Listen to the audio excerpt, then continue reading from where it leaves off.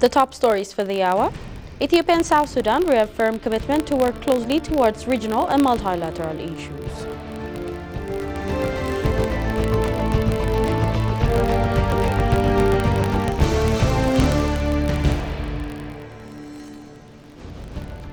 And Ethiopia diaspora urged to promote nations' pursuit for access to a sea outlet.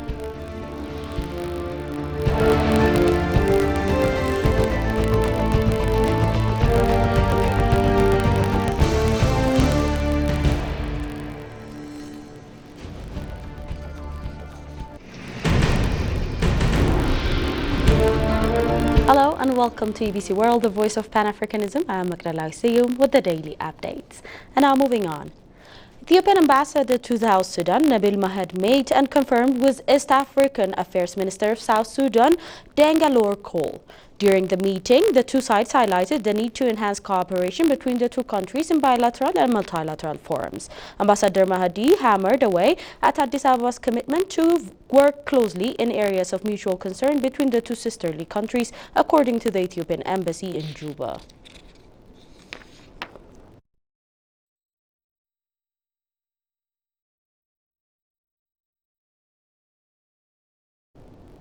Chairperson of the African Union Commission, Moussa Faki Mohammed, has extended Christmas Ganna best wishes to Ethiopians celebrating the occasion today.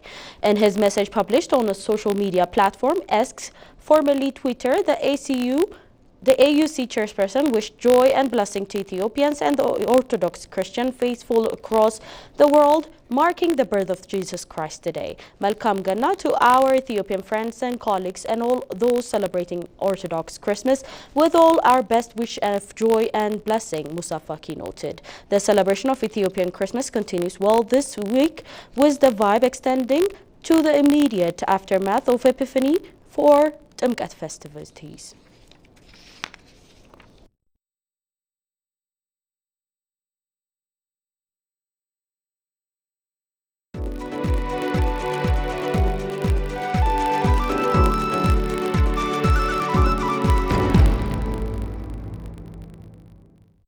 Representatives of the Ethiopian business community are expected to visit Saudi Arabia next week and explore opportunities in order to strengthen economic relations between the two countries. Ethiopian ambassador to Saudi Arabia, Mukhtar Kadir, confirmed with Saudi Vice Minister of Foreign Affairs, Walid Al-Khajri, accordingly. The two dwelt at length on bilateral relations between Ethiopia and Saudi Arabia, as well as regional affairs. In particular, they thoroughly reviewed the implementation of the first Ethio-Saudi political consultation held in Riyadh from 1st to 5th December 2024. The first round of political consultation between the two countries was led and consultations focused on ways to enhance cooperation in various fields such as development, as well as regional and international issues. In the two-day discussion, Ambassador Mukhtar and Saudi Vice Minister for Foreign Affairs discussed Ethiopia's great investment climate for foreign direct investment (FDI), that more Saudi investors are engaged eyeing this opportunity. From the Saudi Arabia side, they also stressed the need for paying attention to and signing the agreement on the protection and promotion of investment. Ambassador Kadir, for his part, stated that he had constructive discussion with the leaders of the Saudi Business Council to facilitate investment and trade relations between the two countries and discussed other prerequisites. He added that a representative of the Ethiopian business community will be in Saudi Arabia next week to hold discussion, according to the Ethiopian embassy in Riyadh.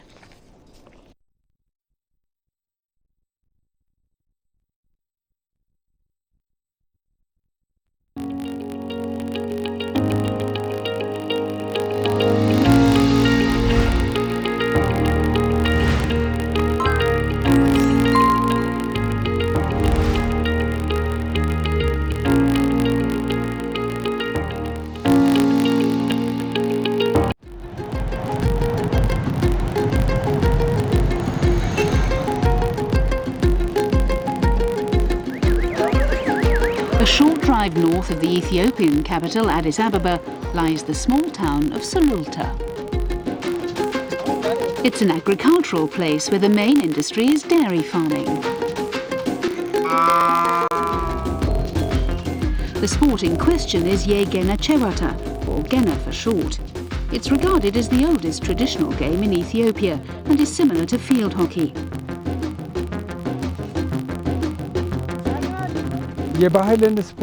Firstly, what inspired me to become involved with this traditional game is my desire to preserve an important part of our cultural heritage. Secondly, in arranging Gena matches, I'm helping to connect and bring together various communities that normally... Gena is a physical game, not for the faint-hearted. Gena matches can be bruising encounters, so you need to be tough. There's always the possibility of getting hit by the ball. You can lose your teeth or get a black eye. The wooden ball is made from the hard roots of a tree.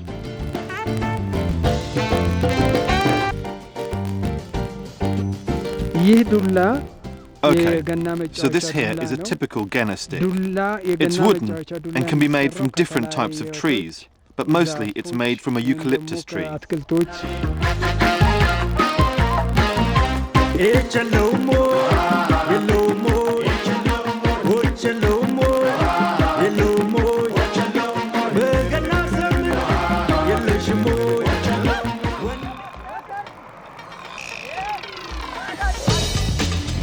In this encounter, the Eastern Lions were taking on the Western Tigers.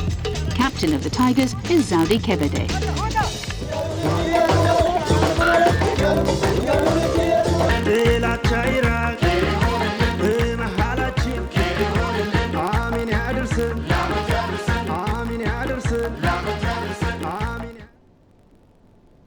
A prominent international diaspora forum president urged the diaspora community to steadfastly pitch in the nation's effort to ensure access to a sea outlet. Commending Ethiopia's diplomatic efforts in reaching a peace agreement with Somalia in Ankara, the diaspora member described the move a wise step to pursue of Ethiopia's national interest, particularly access to a sea, and called a vigilance against external interference. Approached by ABC World, Idris Mohammed, a former Ethiopian Diaspora Association president, expressed the need for Ethiopia to make peace within and work for development. Take a look. On the Ankara agreement between Ethiopia and Somalia, the Prime Minister Dr. Abiy Ahmed expressed that the signing of these sea outlets between Ethiopia and Somalia has also spillover effects to the neighboring countries.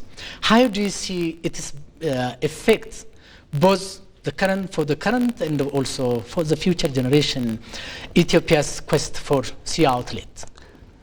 Well, as the Prime Minister wisely took the diplomacy all the way to Ankara to Turk, and at this time we'd like to appreciate the Turk to make a peace with our own brothers, Somalia and Ethiopia. And the patience that shows our Prime Minister, Dr. Abiy, it shows you how wise, how wise and calculative move he made. Being landlocked is not an exception to Ethiopia. There are many landlocked countries all over the world, but they have the right to access to sea outlet. Could you share us some examples or experiences of international customs where landlocked countries have the right to access to sea outlets, Absolutely. where they have exercised such rights? Yes, Mongolia, for example. If you take Mongolia, it's stuck between Russia and China. But the Mongolian authority have peacefully, nicely, have dealt with Russia and with China, and China has given them access to the sea, and China have an absolute monopoly over the Mongolian market. Let me just give you an example.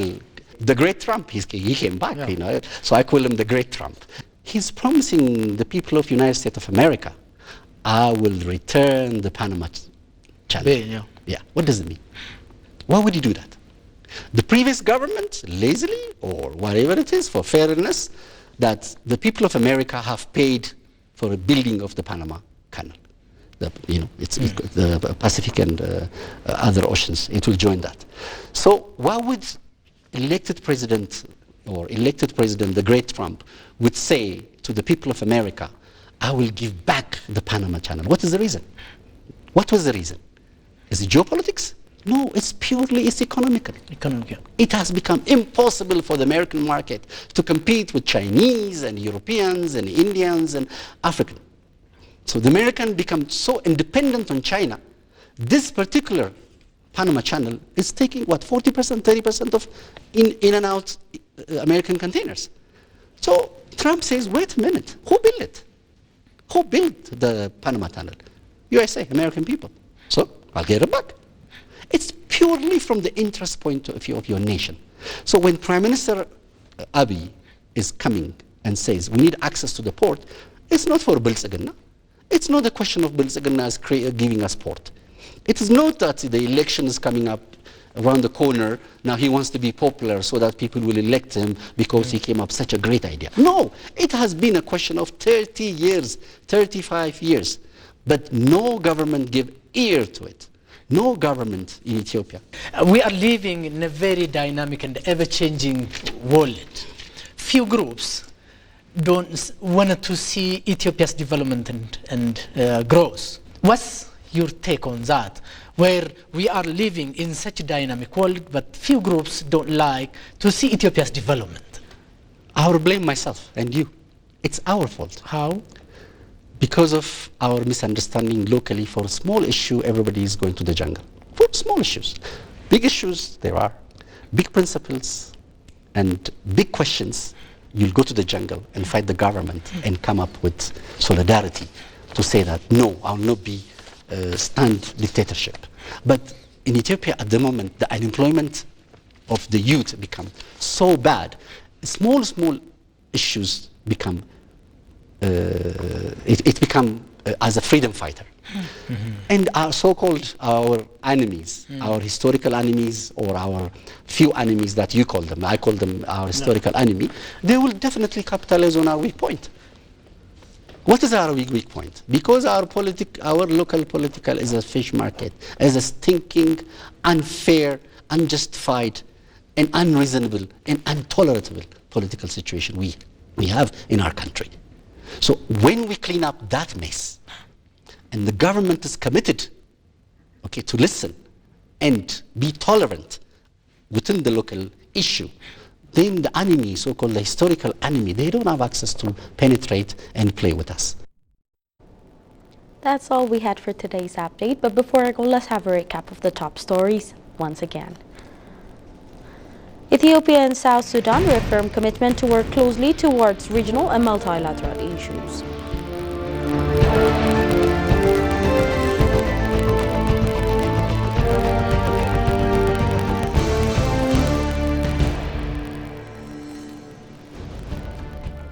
And Ethiopian diaspora urged to promote nations' pursuit for access to a sea outlet.